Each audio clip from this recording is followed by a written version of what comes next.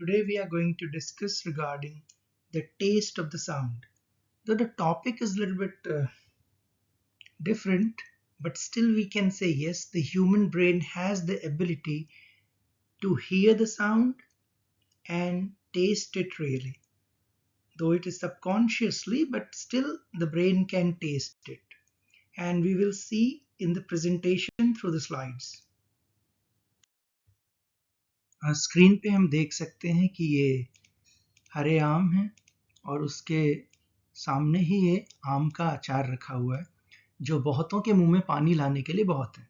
हर इंसान के लिए तो नहीं, लेकिन जिसको पसंद है उसके मुंह में पानी नाम सुन के ही आ जाता है। तो ये कैसे होता है? तो साउंड बेसिकली एक मैकेनिकल वाइब्रेशन है और ये मैकेनिकल वाइब्रेशन एयर में ट्रैवल करती है, जैसे आपने अचार का नाम बोला। और ये है पिन्ना, एक्सटर्नल ईयर, और यहाँ से साउंड वेव देखिए एंटर कर रही है और इस जगह का जो खाली जगह दिख रही है यहाँ से लेके यहाँ तक, this is called external auditory meatus. Sound wave यहाँ से यहाँ ट्रैवल करती है एंड देन ये टिम्पैनिक मेम्ब्रेन जो कि ये है, या फिर इसको ईयर ड्रम भी बोलते हैं, तो ये मैकेनिकल स्टिमुलेशन प्रोड्यूस करती है which actually vibrates the ear drum. तो ये ईयर ड्रम वाइब्रेट होता है और जिसके बाद ये साउंड वेव्स आगे को जाती है। तो ये जो लाइन आप देख रहे हैं, ये लाइन आउटर ईयर, जो यहाँ से आउटर ईयर है और ये मिडिल ईयर है, तो outer ear to middle ear में एंटर करती है after vibrating the tympanic membrane और ईयर ड्रम। स्क्रीन पे हम 3 बोन्स देख सकते हैं और ये फर्स्ट बोन है, this is called malleus. Malleus को हैमर भी बोलते हैं। मैं इसको सर्कल कर देता हूँ। Number 1, this is called malleus. This is the second bone which is called incus. Number 2, the green one. और थर्ड जो दिख रहा है वो है स्टेपीज, द ग्रीन बोन। और यहाँ पे ये जो आप देख रहे हैं, this is called oval window, गोल खिड़की, और ये स्टेपिस उससे अटैच होता है और ये एक मेम्ब्रेन कवर है। इसके बाद साउंड इनर ईयर में जाता है। ये मेलस, इंकस, स्टेपिस, ये 3 ग्रीन बोन्स ये मिडिल ईयर्स के हैं। अब आप इसको एम्पलीफाई करके देख सकते हैं। तो ये स्टेपिस दिख रहा है यहाँ पे और इसके बाद इनर ईयर, मतलब ये कॉक्लिया, ये इनर ईयर है और यहाँ से क्रेनियल नर्व एड जाती है जो कि साउंड को ब्रेन तक ले जाती है। तो कॉक्लिया को अगर बड़ा करके देखें तो ऐसा दिखाई देता है और ये ओवल विंडो है जहां से स्टेपीज अटैच है, ये देख सकते हैं ये प्लेस। और ये है क्रेनियल नर्व जिसके थ्रू साउंड ब्रेन की ओर जाती है। स्लाइड नंबर 2 में हमने देखा था कि कैसे sound waves outer ear to tympanic membrane तक आते हैं। तो दिस इज टिम्पैनिक मेम्ब्रेन, जिसको कहते हैं कान का पर्दा, और ये वाइब्रेट होता है जब साउंड वेव्स इसको मैकेनिकली स्टिमुलेट कर देता है। अब ये यहाँ से साउंड वेव्स ट्रेवल होती हैं मेलस में, जो हमने स्लाइड नंबर 3 में देखा था, और मेलस से वाइब्रेट होती हुई जाती है इंकस में, और ये साउंड वेव्स उसके बाद स्टेपिस की ओर, और स्टेपिस, ये तीनों बोन जो कि मिडिल ईयर के अंदर ऑसिकल्स कहलाते हैं। ऑसिकल्स 3 बोन्स का बना हुआ होता है, मेलस, इंकस, स्टेपिस, और इसको कहते हैं मिडिल ईयर ट्रांसडक्शन। ये आउटर ईयर था यहाँ से बाहर और ये स्टेपिस तक, तो ये मिडिल ईयर है। तो this area is middle ear और इसके बाहर आउटर ईयर है। तो साउंड देखिए आउटर ईयर से मिडिल ईयर की ओर और मिडिल ईयर से एम्पलीफाई होके ये ओवल विंडो कहते हैं इसको, और ओवल विंडो मेम्ब्रेन से कवर्ड होता है और इसके बाद साउंड इनर ईयर में जाता है। इनर ईयर यहाँ के बाद, तो इसको कहते हैं कॉक्लिया। तो ये स्ट्रक्चर जो आपको दिख रहा है, दिस इज कॉक्लिया। तो साउंड इनर ईयर में जाता है। अब हम आगे देखते हैं कि किस तरह से ओवल विंडो से ये साउंड वेव इनर ईयर की ओर जाते हैं। तो आपने देखा था कि यहाँ पे स्टेपिस है और this is the Oval window, और इसके बाद ये इनर ईयर, मतलब इस लाइन के बाद इधर से जो भी है डेट इज इनर ईयर। तो ये है कॉक्लिया, ये कॉक्लिया के बारे में बताया गया है।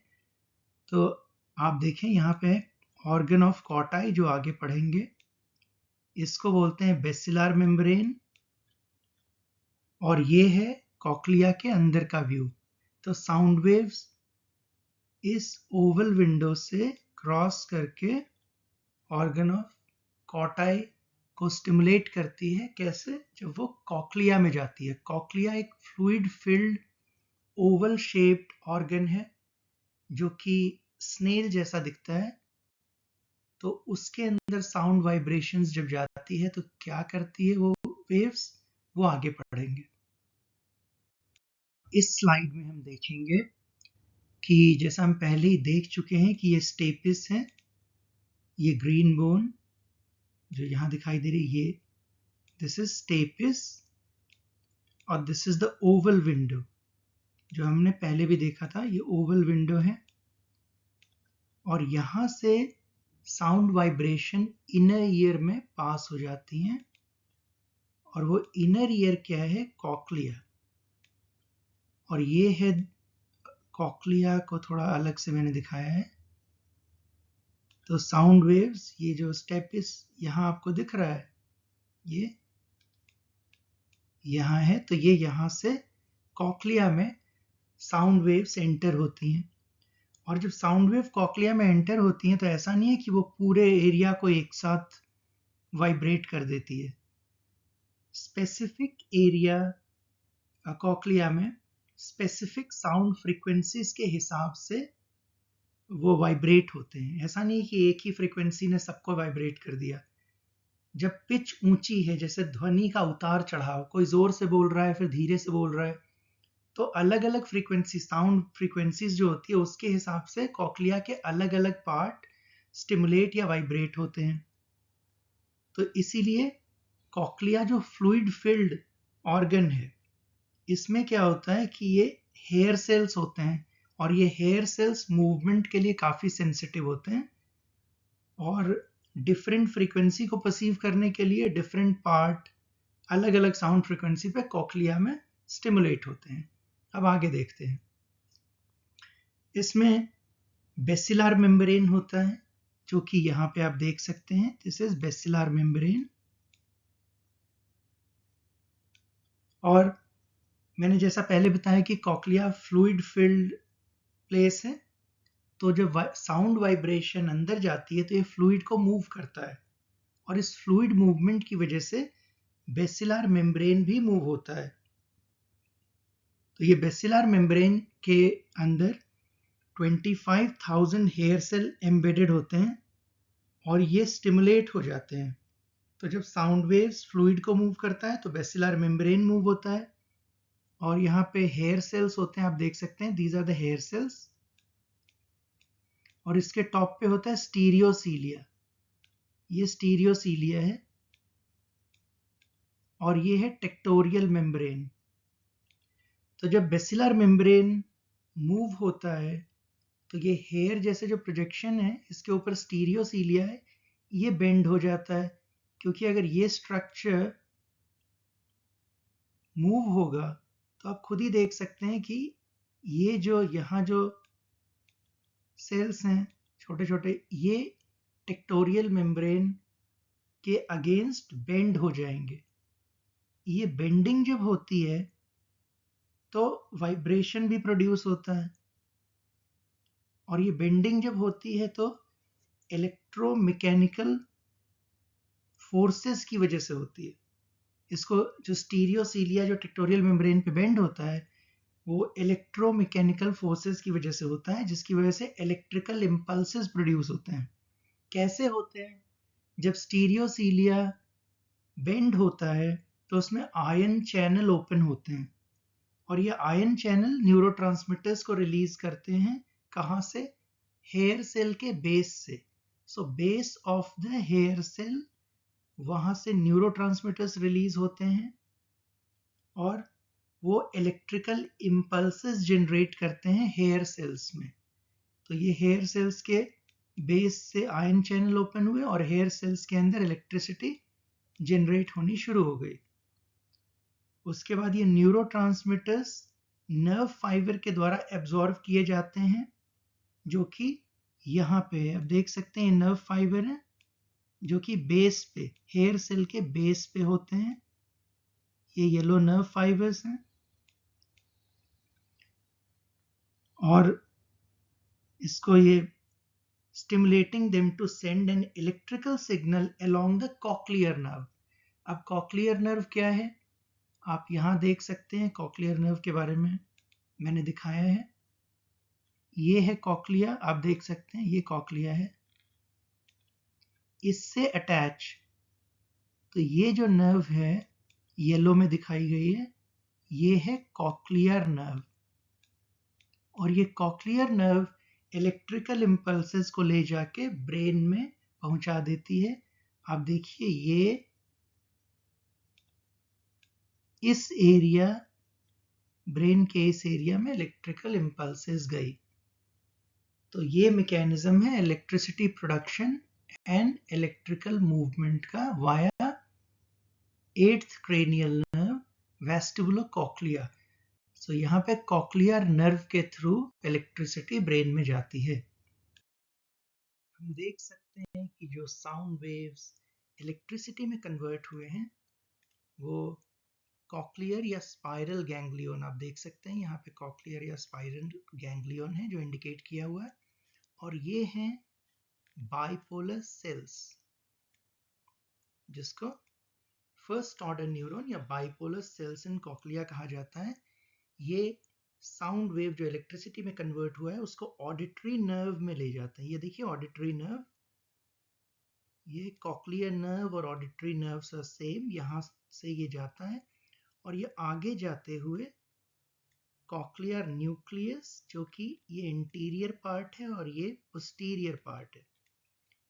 पोस्टीरियर पार्ट या पोस्टीरियर डिवीजन में साउंड टाइमिंग प्रोसेस होती है, मतलब पता चलता है साउंड की टाइमिंग क्या थी। और जो इंटीरियर पार्ट है उसके अंदर इंटेंसिटी और पैटर्न को प्रोसेस किया जाता है। इसके बाद ये आगे जाता है, तो हम इसको एलैबोरेट करके देख सकते हैं। दिस इज कॉक्लियर न्यूक्लियस और यहाँ से ये waves, electrical waves trapezoid body में जाती है। ये ट्रेपेजॉइड बॉडी है और फिर ये मिडलाइन को क्रॉस करके सुपीरियर ओलिवरी न्यूक्लियस में चला जाता है। तो ये गया और ये है सुपीरियर ओलिवरी न्यूक्लियस, जो कि मिड पॉन्स में होता है। पॉन्स ब्रेन में एक जगह होती है। तो इसका फंक्शन क्या है, ये साउंड को लोकलाइज करता है। तो ये distance, direction end of sound source, sound जहां से आ रही है उसका डिस्टेंस क्या है और उसका डायरेक्शन क्या है, ये डिसाइड करना सुपीरियर ओलिव का काम होता है। तो उसको बोलते हैं सुपीरियर ओलिवरी न्यूक्लियस, जिसको कहा जाता है बाइनॉरल प्रोसेसिंग और साउंड लोकलाइजेशन। इसके बाद ये आगे जाते हुए लेटरल लेमिनिस्कस में जाता है। तो आप देख सकते हैं ये है लेटरल लेमिनिस्कस, जो कि पॉन्स और मिड ब्रेन के आसपास होता है। और ये फाइबर कॉक्लियर न्यूक्लियस के थ्रू ले जाते हुए लेटरल लेमिनिस्कस में ले जाता है। इसके बाद ये ऊपर जाता है और कहाँ चला जाता है, इंफीरियर कॉलिकुलस में। ये इंफीरियर कॉलिकुलस है जो मिड ब्रेन में होता है। और इंफीरियर कॉलिकुलस बेसिकली एक इंटीग्रेशन सेंटर है और ये ऑडिटरी स्पेटियल मैप को प्रोसेस करता है। अब ऑडिटरी स्पेटियल मैप का मतलब क्या होता है कि ब्रेन को एक रिप्रेजेंटेशन चाहिए कि स्पेस में साउंड आ कहाँ से रही है, तो वो साउंड को लोकलाइज करता है स्पेस में। अच्छा, इस साइड से आ रही है, और साउंड के सोर्स को भी लोकलाइज कर लेता है स्पेस में। तो ये काम सेंट्रल मिड ब्रेन में जो इंफीरियर कॉलिकुलस है ये वो करता है। इसके बाद ये सिग्नल्स आगे जाते हैं और ये मीडियल जेनिकुलेट बॉडी जो यहाँ है ये मीडियल जेनिकुलेट बॉडी में चले जाते हैं। मीडियल जेनिकुलेट बॉडी थैलेमस का पार्ट होता है और थैलेमस ब्रेन के अंदर ही होता है। और यहाँ इसका काम क्या होता है, जैसे हमने कोई साउंड सुना तो जाहिर सी बात है आप अपना फेस घुमाएंगे और आंखें भी उधर मूव होंगी। तो ये कोऑर्डिनेशन जो है head and eye movement towards the sound source, ये मीडियल जेनिकुलेट बॉडी थैलेमस में ये होता है। साउंड वेव इलेक्ट्रिसिटी में कन्वर्ट होके थैलेमस तक पहुंचता है और ये थैलेमस के मीडियल जेनिकुलेट बॉडी में आ जाता है। मीडियल जेनिकुलेट बॉडी के मीडियल डिवीजन से ये इलेक्ट्रिसिटी ट्रैवल होती है लेटरल एमिग्डाला तक, और सिर्फ medial division of medial geniculate body ही ऐसा कर सकता है। तो ये साउंड वेव्स इलेक्ट्रिकल फॉर्म में एमिग्डाला तक जाते हैं। ये एमिग्डाला सीधा फूड क्यू को समझ नहीं सकता।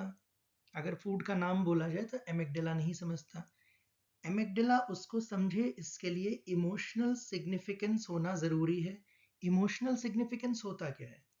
मान लीजिए आप एक हैं और आपके साथ 50 और लोग हैं, लेकिन सिर्फ आपको ट्रेन किया गया है कि अगर घंटी 3 बार बजेगी, बेल 3 बार नॉक करेगा, टंग टंग टक, तो आपको खाना मिल जाएगा। बाकी लोगों को पता नहीं है। तो बाकी लोगों के लिए ये बेल सिर्फ एक आवाज़ है और आपके लिए इमोशनली सिग्निफिकेंट थिंग है, क्योंकि 3 बार जब बेल बजेगा तभी आपको खाना मिलेगा। तो आप खुश हो जाएंगे, अरे अब मुझे खाना मिलने वाला है। तो इस पाथवे को कहते हैं thalamo amygdala pathway. This is also called sub cortical pathway and this is very fast pathway. तो एमिग्डाला इसको ऐसे समझता है और फिर इसको प्रोसेस करके आगे हाइपोथैलेमस के पास भेज देता है। तो ये हाइपोथैलेमस, ये वायलेट कलर में दिख रहा है, दिस इज हाइपोथैलेमस। अब हाइपोथैलेमस का फंक्शन ये है कि अब इसको फिजियोलॉजिकल रिस्पॉन्सेज में कन्वर्ट करने के लिए, ये सेलाइवेशन करवाने के लिए अलग अलग न्यूरल पाथवे को फॉलो करता हुआ इस सिग्नल को आगे बढ़ाए और सेलाइवेशन कराए। फर्स्ट पाथवे हमने देखा था, दैट इज सबकॉर्टिकल पाथवे, जो थैलेमस से सीधा एमिग्डाला में जाता था। अब सेकेंड पाथवे हम देखेंगे जो थैलेमस से पहले कॉर्टेक्स में जाता है, जिसका नाम होता है थैलेमोकॉर्टिकल। थैलेमोकॉर्टिकल मीन्स मीडियल जेनिकुलेट बॉडी से लेंटिकुलर न्यूक्लियस के पास, जो कि इंटरनल कैप्सूल में होता है, वहां से होता हुआ ये सुपीरियर टेम्पोरल गायरस, जो कि कॉर्टेक्स का पार्ट है, उसमें जाके डिपॉजिट हो जाता है। तो मीडियल जेनिकुलेट बॉडी मतलब थैलेमस से आने वाले 75% फाइबर A1 एरिया में डिपॉजिट होते हैं, जिसको कहते हैं हर्शल गायरस। तो इसके जो एक्सॉन मतलब जो फाइबर्स हैं वो टर्मिनेट होते हैं mainly in layer 4 of primary auditory cortex. यहाँ पे लेयर्स होते हैं, तो 4 लेयर में, तो फोर्थ लेयर में ऑडिटरी कॉर्टेक्स के ये डिपॉजिट हो जाता है एक्सॉन्स। यही वो एरिया है जहाँ ब्रेन सिग्नल्स को साउंड के रूप में समझ पाता है, मतलब बोला क्या गया है उसका मतलब क्या है। अगर ये फूड रिलेवेंट चीजें हुई, खाने से रिलेटेड, जैसे खाने का नाम है या कुछ भी है, तो ये सिग्नल एमिग्डाला को जाएगा। तो ये सेंसरी इंफॉर्मेशन है और तुरंत एमिग्डाला एक्टिव हो जाएगा, मतलब कॉर्टेक्स के थ्रू एमिग्डाला को गया। यहाँ एमिग्डाला है। इस पाथवे का कोई साइंटिफिक नाम नहीं है, लेकिन कॉर्टेक्स से एमिग्डाला की ओर जाने की वजह से इस फाइबर को हम अंडरस्टैंडिंग के लिए कॉर्टिको एमिग्डालर पाथवे बोल लेते हैं, but this is not scientific. तो एक वर्ड यूज किया जाता है कॉर्टिकल एमिग्डाला इंटरैक्शन, और ये टिपिकल फूड का नाम जब हम लेते हैं तो उसके लिए ये पाथवे बहुत अच्छे से काम करता है दूसरे किसी भी पाथवे की तुलना में। तो ये है कॉर्टिको एमिग्डालर इंटरैक्शन। अब जैसे ही फूड का नाम यहाँ पे प्रोसेस हुआ, सुपीरियर टेम्पोरल गायरस यानी कि कॉर्टेक्स में, उसने एक सिग्नल भेजा एमिग्डाला को। और एमिगडाला उस सेंसरी इंफॉर्मेशन को एंगेज करता है और उसको इन्वॉल्व कर लेता है इमोशनल प्रोसेसिंग में। इमोशनल प्रोसेसिंग का मतलब होता है मैंने ये चीज़ खाई थी, मुझे खट्टा लगा था या मीठा लगा था, बहुत अच्छा लगा था, खराब लगा था, तो उसको वो रिलेट करता है रिवॉर्ड या थ्रेट से। जैसे अगर ज़्यादा खट्टी चीज़ है तो उसको थ्रेट माना जाएगा, ज़्यादा मीठी चीज़ है वो भी थ्रेट है। तो उन सबको डाइल्यूट करने के लिए, मीन्स नॉर्मल करने के लिए भी यहाँ से प्लानिंग हो जाती है। जैसे मान लीजिए आपने कोई ज़्यादा खट्टी चीज़ सोची या सुनी तो आपका सलाइवेशन थोड़ा ज़्यादा होगा, और नॉर्मल खाने में भी ऐसा ही होता है। तो ये रिवॉर्ड और थ्रेट है। फिर ये एमिगडाला क्या करता है, इमोशंस जनरेट करता है, फूड को इमोशन से रिलेट करके इमोशन जनरेट करता है। और फूड का जो क्यू, मतलब जो फूड का क्यू मिला आपको, क्यू का मतलब होता है खट्टी चीज, मीठी चीज, वो खुद ही समझ जाएंगे, हम खुद ही समझ जाएंगे। कैसे? अचार खट्टा है, आंवला खट्टा है, तो उसके लिए मोटिवेशनल रिस्पॉन्स देता है। मोटिवेशनल रिस्पॉन्स का मतलब होता है उसके लिए कितना सलाइवा पैदा करना है, उसको न्यूट्रलाइज करने के लिए क्या एक्टिविटी करनी चाहिए, और ये बिहेवियर को इन्फ्लुएंस करते हैं। जैसे एपेटाइट, खाना है, अगर आपको रोज करेले की सब्जी दी जाए तो जिसको पसंद नहीं है उसका एपेटाइट अपने आप गिर जाएगा, तो ये भी प्लानिंग वहीं पे हो जाती है। तो ये इस पाथवे का फंक्शन है।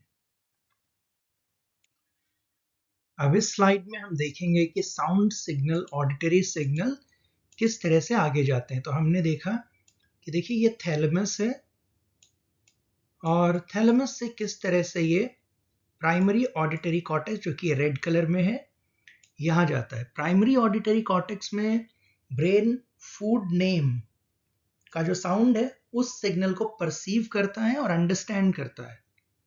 तो कॉन्शियसली परसीव्ड मतलब उसको समझ में आया ये किस फूड का नाम लिया गया है, और फिर वहां पे प्रोसेसिंग होती है।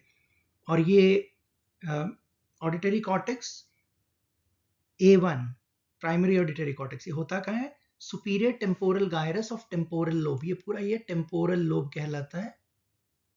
और यहां से ये जो फूड प्रोसेसिंग होती है तो उसके बाद ये जाता है सेकेंडरी कॉर्टेक्स, ये है सेकेंडरी कॉर्टेक्स। और सेकेंडरी कॉर्टेक्स में फर्दर प्रोसेसिंग होती है, ये एमिगडाला को आगे भेजता है ऑडिटरी सिग्नल, A1 भी एमिगडाला को भेजता है, और A1 से जो एमिगडाला की ओर जाता है वो स्ट्रॉन्गर सिग्नल होते हैं, और A2 से जाने वाले एमिगडाला को signal, that is weaker connectivity की वजह से उतने स्ट्रॉन्ग सिग्नल नहीं होते। तो ये A2 से गया टू एमिगडाला और ये A1 से गया टू एमिगडाला। तो एमिगडाला एक हब की तरह काम करता है। तो एमिगडाला में सिर्फ A1 और A2 से ही सिग्नल नहीं आते, ये A1 A2 से जब ऑडिटरी सिग्नल फर्दर प्रोसेस होके जाते हैं इंसुला में, और इंसुला से प्रोसेस होके फिर OFC में, और उसके बाद फिर हिप्पोकैम्पस में। लेकिन ये सब उसके साथ एमिगडाला को भी सिग्नल्स देते हैं। थैलेमस से भी एमिगडाला में सिग्नल जाता है, और A1 A2 से भी एमिगडाला में सिग्नल जाता है। तो एमिगडाला बेसिकली एक हब की तरह काम करता है, ये सारे सिग्नल जमा करता है और इसको इमोशनल अटैचमेंट से जोड़ देता है, जिससे फूड रिवॉर्ड प्रोसेस और हेडोनिक रिस्पॉन्स जो हम आगे देखेंगे वहां पे ये अप्लाई होते हैं, और उससे हमें ये पता चलता है कि कौन से फूड का साउंड क्या है, टेस्ट क्या है और उसका रिस्पॉन्स क्या है। तब एमिगडाला से आगे सिग्नल्स और इंसुला से आगे सिग्नल्स, OFC से आगे सिग्नल्स, हिप्पोकैम्पस से आगे सिग्नल्स हाइपोथैलेमस में जाते हैं, जो रेगुलेट करता है आगे के प्रोसेस को कि सलाइवेशन कैसे होगी। अब फूड सिग्नल के बारे में आगे देखते हैं। The sound of the food वो किस में प्रोसेस होता है? 3 स्ट्रक्चर्स में प्रोसेस होता है। सबसे पहला है इंसुला, दूसरा है OFC जिसको ऑर्बिटोफ्रंटल कॉर्टेक्स कहते हैं, और इसके बाद ये चला जाता है हिप्पोकैम्पस में। अब इनके फंक्शंस क्या हैं वो देख लेंगे। इंसुला नंबर 1, ये इंसुला है, और insula integrates taste and visceral sensory information. For example, हमने जो आवाज सुनी उसको टेस्ट से कैसे जोड़ना है, ये इंसुला करता है. Number 1 insula. इंसुला से जो इंफॉर्मेशन प्रोसेस हुई वो आगे गई ऑर्बिटोफ्रंटल कॉर्टेक्स में. इसको 2 लिख देते हैं. ऑर्बिटोफ्रंटल कॉर्टेक्स क्या करता है, ये सेंसरी फूड क्यूज जो है उसको प्रोसेस करता है. जैसे साउंड ऑफ फूड, इसको वो प्रोसेस करता है.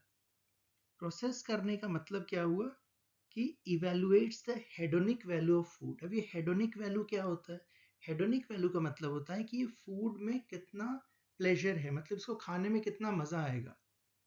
और यही डिसीजन लेता है, मतलब डिसीजन लेने में हेल्प करता है अबाउट व्हाट टू ईट, क्या खाना है एज पर प्लीजेंटनेस. मुझे ये अच्छा लगता है तो इतना खाऊंगा, ये अच्छा लगता है तो इतना खाऊंगा. इसके बाद ये इंफॉर्मेशन हिप्पोकैम्पस में चली जाती है. हिप्पोकैम्पस क्या करता है? It associates sensory inputs with memory and learn responses. अब लर्न रिस्पॉन्सेज का मतलब क्या हुआ कि बेल बजा तो बेल बजने से मुझे खाना मिलेगा, ये लर्न रिस्पॉन्स है, ये हिप्पोकैम्पस ने एसोसिएट किया. तो associate sensory input. Sensory input क्या हुआ? 3 बार बेल बजना. और मेमोरी क्या थी? अच्छा, 3 बार बेल बजने से खाना मिलता है, और ये लर्न रिस्पॉन्स है. तो सीखा हुआ रिस्पॉन्स है, तो हमने वो लर्न किया था. तो associate sensory input with memory and learn responses, ये हिप्पोकैम्पस का काम है. और ये रोल प्ले करता है लिंकिंग किसमें? Food cues. जैसे आपने फूड का नाम बोला और उससे रिलेटेड मेमोरी, अच्छा चिप्स मेरे को इतना अच्छा लगा था, तो उसका मेमोरी और एक्सपीरियंसेस लिंक हो गए. ये हिप्पोकैम्पस करता है. तो ये किसको इन्फ्लुएंस करेगा? आपके लाइकिंग ऑफ फूड को. मुझे आलू खाना है क्योंकि मुझे बहुत अच्छा लगता है. तो association between food and reward. Reward क्या है? मजा आना. तो ये काम कौन करता है? हिप्पोकैम्पस. हिप्पोकैम्पस के बाद ये इंफॉर्मेशन कहाँ चली जाती है? हाइपोथैलेमस. हाइपोथैलेमस यहाँ पे एक छोटा सा स्ट्रक्चर है.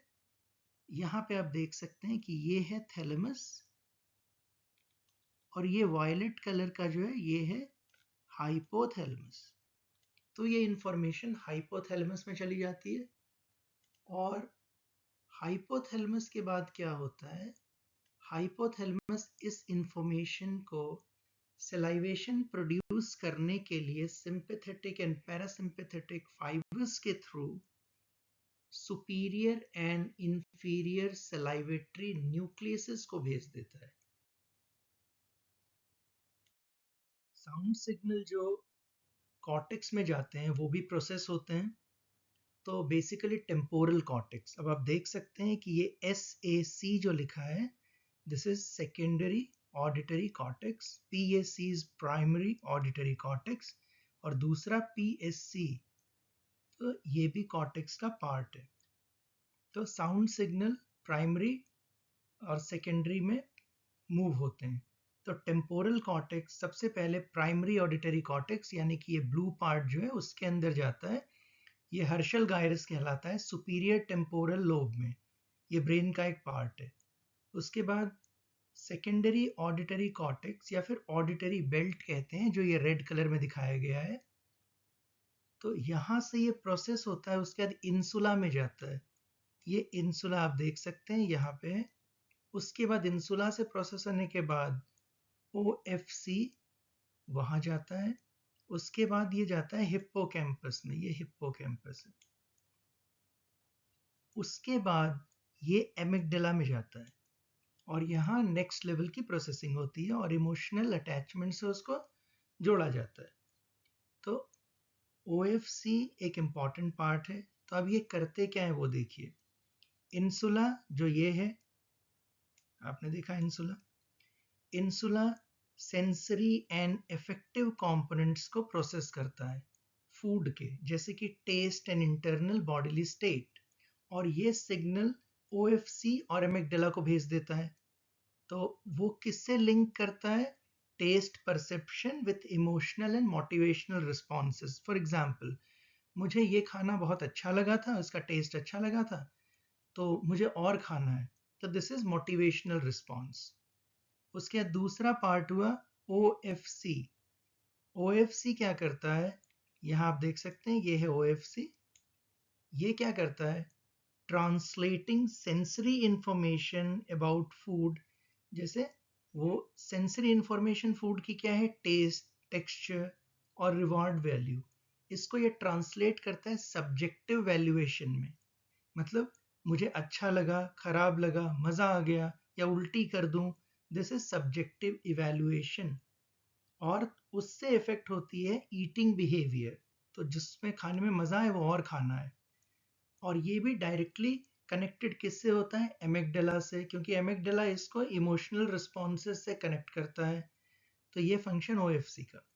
इसके बाद ये प्रोसेस होके हिप्पोकैम्पस में जाता है। हिप्पोकैम्पस वो किस में इन्वॉल्व होता है, memory and contextual association with food. मतलब क्या हुआ, ये इन्फ्लुएंस कर सकता है फूड चॉइसेस को और इमोशनल रिस्पॉन्स को।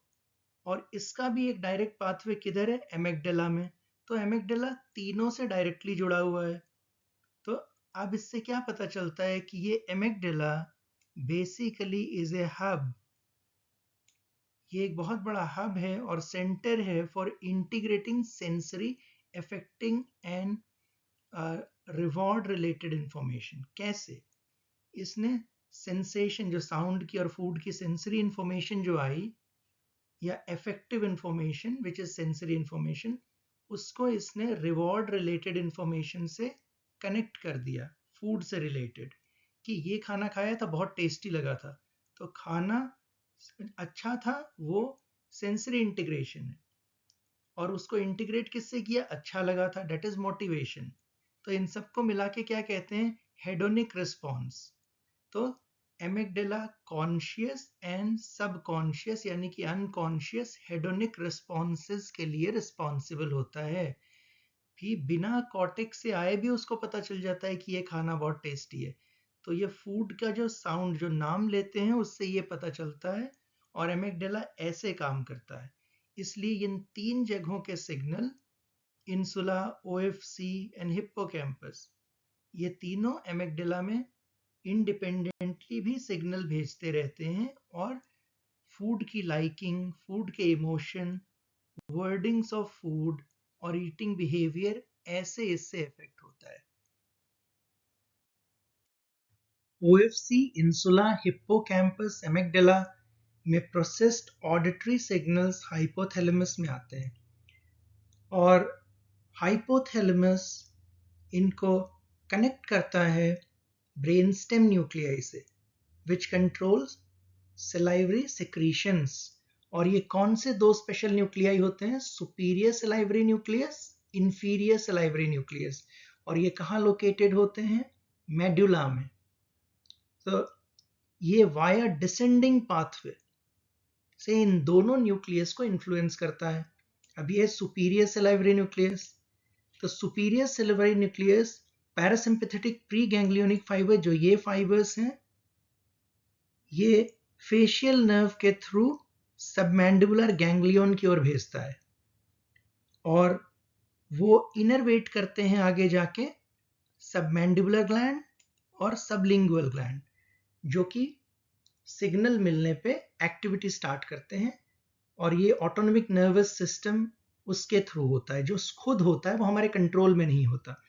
दूसरा न्यूक्लियस है इंफीरियर सलाइवरी न्यूक्लियस, जो आप यहाँ देखिए, ये है इंफीरियर सलाइवरी न्यूक्लियस। तो वो parasympathetic pre ganglionic fibres glossopharyngeal nerve के थ्रू भेजता है। ये है ग्लासोफेरेंजियल नर्व, और ये गया, और ये ओटिक गैंग्लियन में जाता है। और यहाँ से वाया ऑरिकुलोटेम्पोरल नर्व ये पैरोटिड ग्लैंड को इनर्वेट करता है। This is parotid gland. इसके बाद जब भी न्यूरोट्रांसमिशन मींस इलेक्ट्रिकल सिग्नल्स जब आगे चलते हैं, तो पैरासिम्पैथेटिक स्टिमुलेशन रिलीज एसिटाइलकोलाइन, जो आगे के रिसेप्टर्स हैं, और उसके थ्रू एक्टिविटी होती है और फिर सलाइवेशन स्टार्ट होता है।